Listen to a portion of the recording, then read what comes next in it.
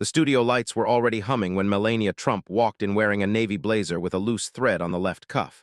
She did not seem to notice it. Her heels clicked against the floor in a steady rhythm, the kind of sound that says, "I am exactly where I intend to be." She reached the interview chair and adjusted the fabric at her wrist without looking down. Muscle memory. The kind you develop when every camera in the room is pointed at you before the first question is asked.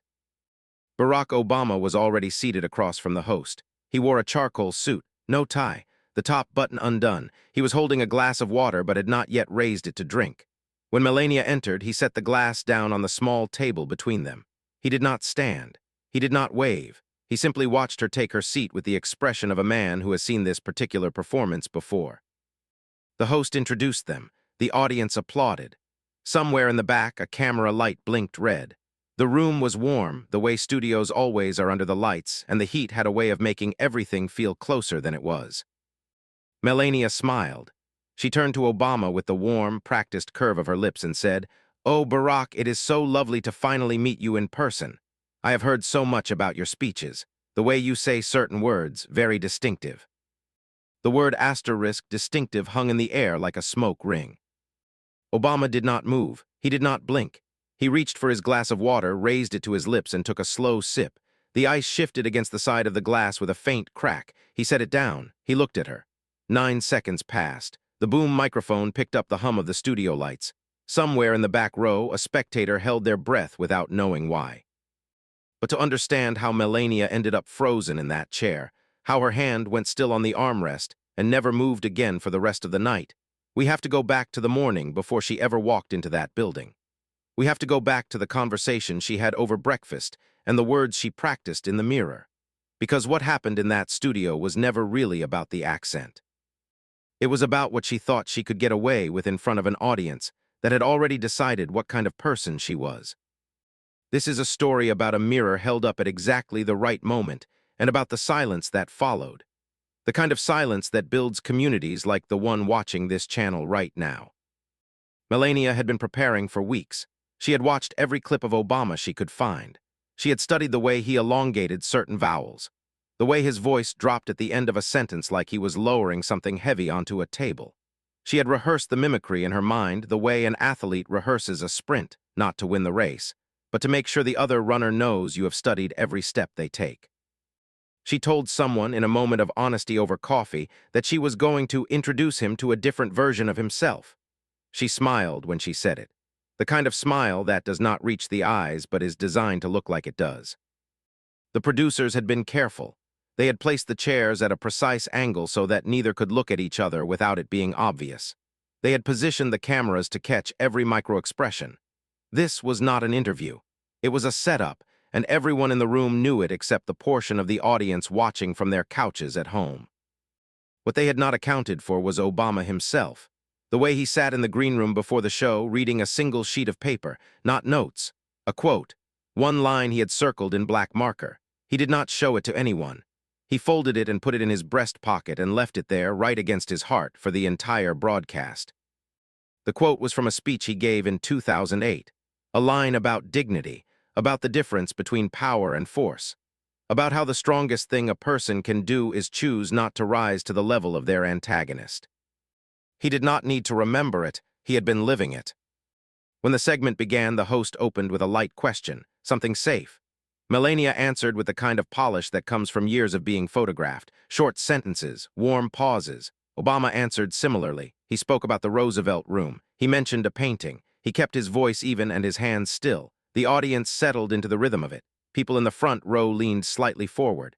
People in the back checked their phones. Then Melania shifted in her chair.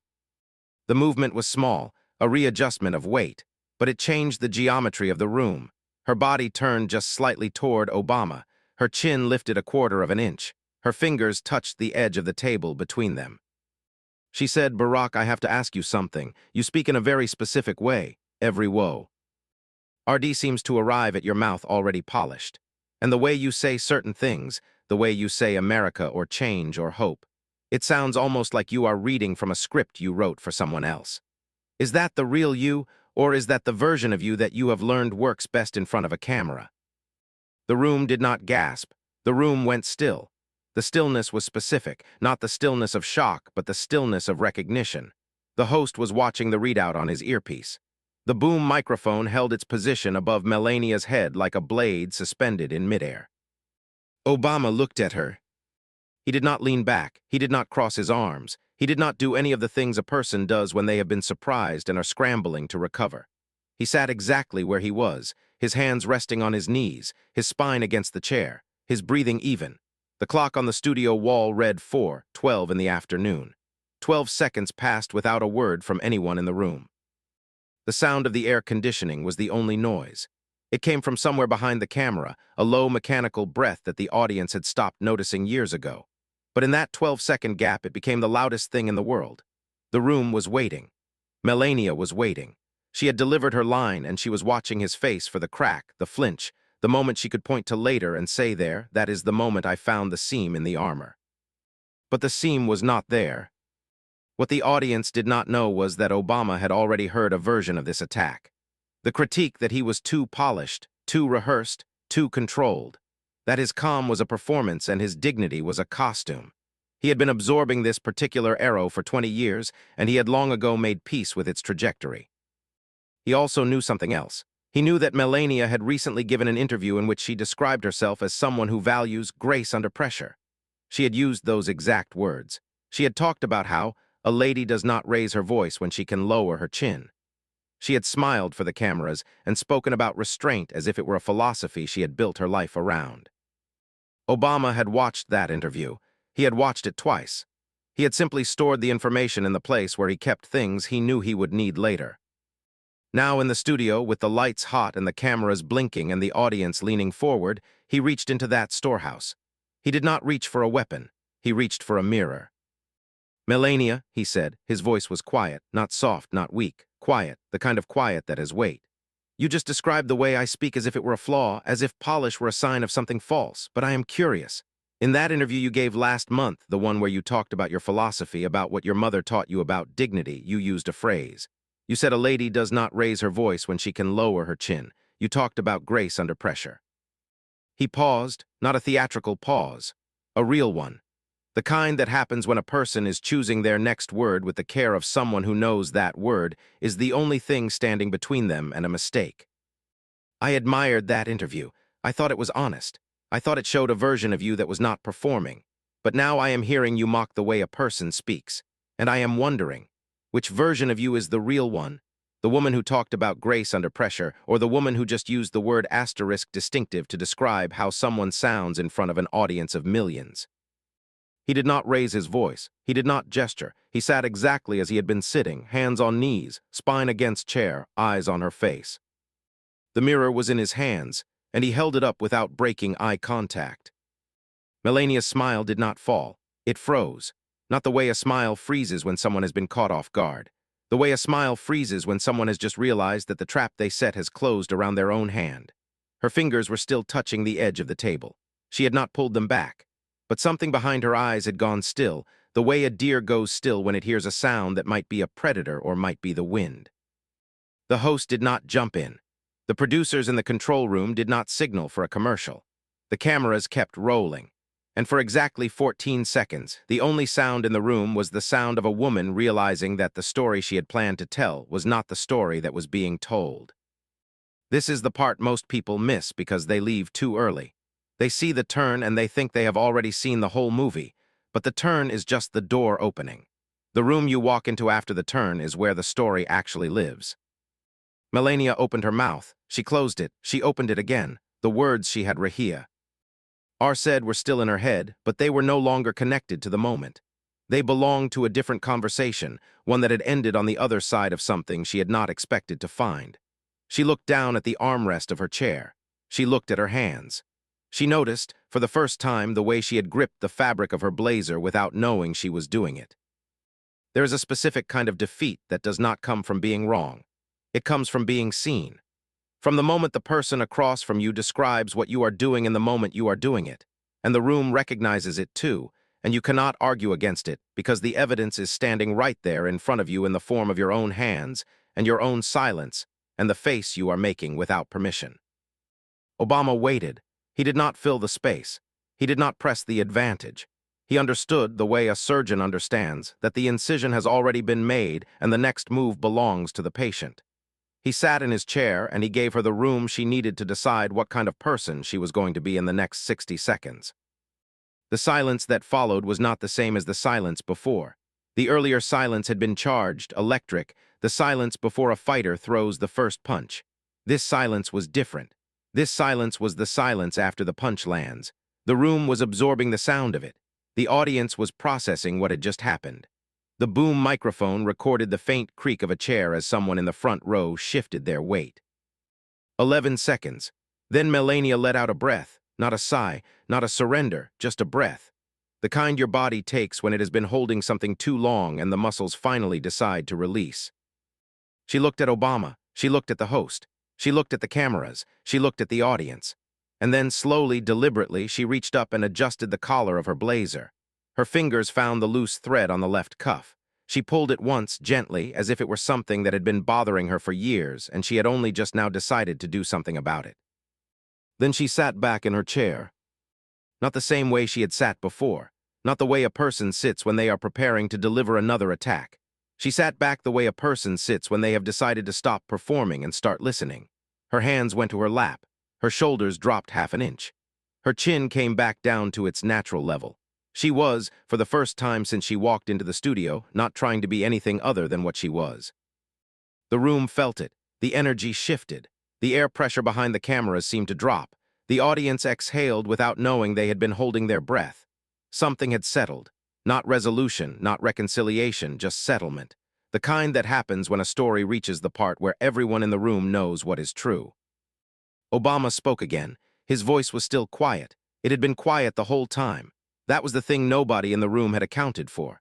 They had prepared for anger, for sharp edges, for the kind of conflict that generates clips and shares and comment section warfare. They had not prepared for quiet. They had not prepared for a man who did not raise his voice even when the room was waiting for him to. "I am not going to debate you about accents," Obama said. "I am not going to explain my voice to you or justify the way I speak, but I will tell you something. The way you treat other people's voices says more about your character than whatever you are trying to say. The way you described my speech, the way you called it asterisk distinctive with that particular tone, I heard it. The audience heard it. We all know what it meant. But I also heard what you said about yourself 2 weeks ago. And I have to believe that you meant that too. I have to believe that the woman who talked about grace under pressure is still in this room somewhere. Maybe she has been performing longer than she realized. Maybe she forgot which version of herself she was supposed to be. But she is in there." He paused. The pause was not for effect. It was the kind of pause that happens when a person is about to say something that will change the shape of the conversation, and they are giving the room one last chance to catch up.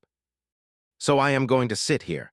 I am going to finish this interview, and I am going to treat you with the same respect I would want someone to treat my family with. Not because I owe it to you, but because it is who I choose to be. That is the only version of myself I have ever been able to control." He picked up his glass of water. He took another sip. The ice had melted further now. The water was room temperature. He did not seem to mind. The rest of the interview was uneventful. The host moved on to safer topics. The audience applauded at the appropriate moments. Melania answered questions about her initiatives with the polished smoothness of someone who had been doing this for years. She did not look at Obama again for the remainder of the segment. Not because she was avoiding him, but because she had nothing left to prove and nothing left to protect. She was simply present, a person in a chair, answering questions, being evaluated by an audience that had already made their decision about what they had just witnessed. When the segment ended, the lights came up. The cameras powered down. The audience began to file out. Obama stood, buttoned his jacket, and extended his hand to Melania. She took it. The handshake lasted exactly as long as a handshake should last. Neither of them smiled. Neither of them frowned. They simply held each other's hand for a moment and then let go, and each of them walked in a different direction toward a different door. The loose thread on Melania's blazer was still there. She had not pulled it all the way off. It hung from the left cuff like a small flag at half-mast. The final image the cameras captured was Obama walking through the backstage corridor alone. He did not look back. He did not speak to the crew members who lined the hallway, nodding as he passed. He walked with the same measured stride he had walked with going in. The same quiet posture. The same face that had been described 1,000 times as calm, as composed, as the face of a man who had learned to hold his ground without planting a flag. He reached the green room.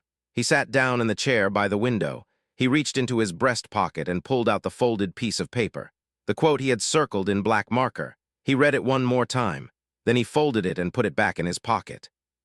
The quote said, "Dignity is not the absence of power. It is the refusal to use power in the way your enemy expects you to." He sat with that for a while. The afternoon light came through the window and lit up the edges of the paper in his hand. The studio lights were off now. The hum had stopped. The silence in the room was the kind of silence that has earned its own weight. Melania was somewhere else in the building, walking to her car, stepping over the same threshold she had stepped over 100 times before. But something was different now. Not in the room, not in the story. In her. In the way she understood the difference between the version of herself she had been performing and the version she had just been reminded existed. That is the part of this story that is hardest to tell. Not the confrontation, not the mirror, not the silence. The part after. The part where the lights go off and the cameras stop and the person who was attacked and the person who did the attacking are both left alone with the version of themselves they showed to the world and the version they keep in the room where nobody is watching. Obama chose to tell the truth without shouting. He chose not to rise to the level of his antagonist. He chose to sit in a chair and speak quietly and hold up a mirror and wait. That is not weakness. That is the hardest thing a person can do. It is the thing that most people fail at. Not because they are not capable of it, but because it requires a patience that the world rarely rewards and a restraint that the spotlight rarely allows. But the people who do it, the people who sit in the chair and speak quietly and wait for the room to catch up, those are the people who stay in the room long after the lights go off. Those are the people the story remembers. Melania will remember too. The loose thread will still be there when she buttons her blazer tomorrow. She will look at it once maybe and think about the way a mirror works. How it shows you what is already there, how it does not add anything, how it does not take anything away, how it simply holds up the truth and lets you decide what to do next. The camera was already off. The room was already empty.